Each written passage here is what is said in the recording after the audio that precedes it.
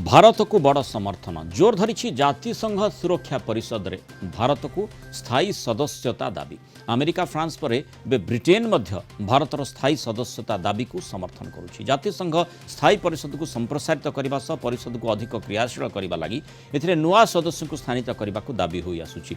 विश्वर सर्वबृहत गणतंत्र भाव भारत अंतर्जातीय शांति प्रतिष्ठार गुरुत्वपूर्ण भूमिका रखिथिबारु भारत को सदस्यता मिलवा उचित बोली जातिसंघ साधारण परिषद रे फ्रांस राष्ट्रपति इमानुएल मैक्रोन देथिबा प्रस्ताव को ब्रिटेन प्रधानमंत्री केयर स्टारमर समर्थन करछन्ति। पूर्व अमेरिका राष्ट्रपति जो बाइडेन ए संपर्क में मत देते। भारत सहित जापान जर्मनी समेत आफ्रिकीय देश और अन्यान्य अंचल को यूएनएससी रे प्रतिनिधित्व देवा सपक्ष में अमेरिका मत रखी।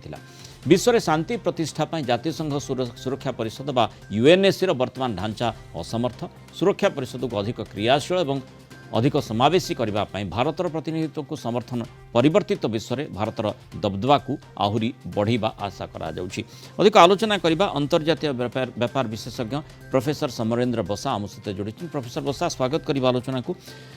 जो भली भाव माने आमे देखुचे भारतर भूमिका विश्व स्तर में शांति प्रतिष्ठा दिगरे यथेष्ट आगक जाइछि एवं जहाँ पूर्व दिन मानक आमे देखिथिले भारत वर्तमान विभिन्न दृष्टिकोण विश्व समुदाय आगे गोटे दाबीदार हो आसी। तेणु यूएनएससी जो स्थायी सदस्यता कथाटी आसूची ये बेसी दूर नुहे जेहेतु समर्थन मिलला।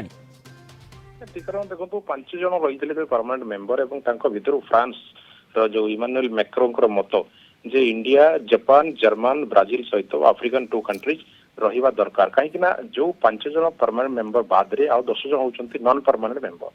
तेणु वीटो पई जो पावर रही 5 जन एबिकार जो जियो पॉलिटिकल लेवल रे जो रियलिटी रोचे एक्चुअल पीस पई भारत वर्तमान सब आगे सब देश अपेक्षा आगे जिते गुड़ा वारफ्रंट खोली प्रत्येक जगह भारत रोल न्यूट्रालिटी रोल रही से गोटे कन्विन्स करुच्ची वार को सेचुरेशन पॉइंट को आनिबा पई। तेणु वर्तमान मैक्रोन ये बयान पर वर्तमान जमी आप कहले एंटोनियो गुटेरस से कथा को वर्तमान कहते जे गोटे प्रकार अपडेट नथिला बा जो पुराना प्रथा हिसाब से 5 जन ही परमानेंट मेंबर थिले। तेणु वर्तमान यह अपडेट जरूरी अच्छी एबेकार लेवल को देखला बेलू एबे जो वर्ल्ड रे सब बड़ गणतंत्र भारत। तेणु या परमानेंट मेंबरशिप रे निया गले शांति प्रतिष्ठा दिगरे बा अन्य देश मान को डोमिनेशन लेवल रे जो माने बेखातिर करूछंती बा बेखातिर करे युद्धकर मनोवृत्ति वृद्धि पाउची सेमानक पई भारत गोटे प्रकार समझौता लेवल रे शांति प्रतिष्ठा करि पारिबो। प्रोफेसर बसा पूर्वरु माने भारत सबु बेले दाबीदार होई आसीछि यूएनएससी रे परमानेंट मेंबर हिसाब रे स्थानित हेबा पई, किंतु पूर्वर दाबी करुला भारत वर्तमान समर्थन मिलबारे लगी अर्थात स्थिति बदलुची आशा निश्चय बढ़िबो।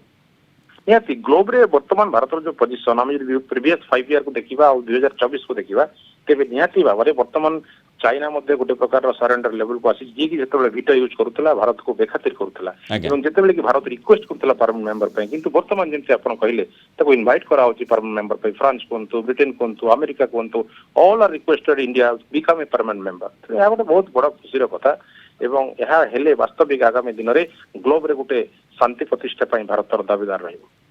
बहुत बहुत धन्यवाद प्रोफेसर समरेन्द्र बसा आम सहित आलोचना रही मतामत रखि।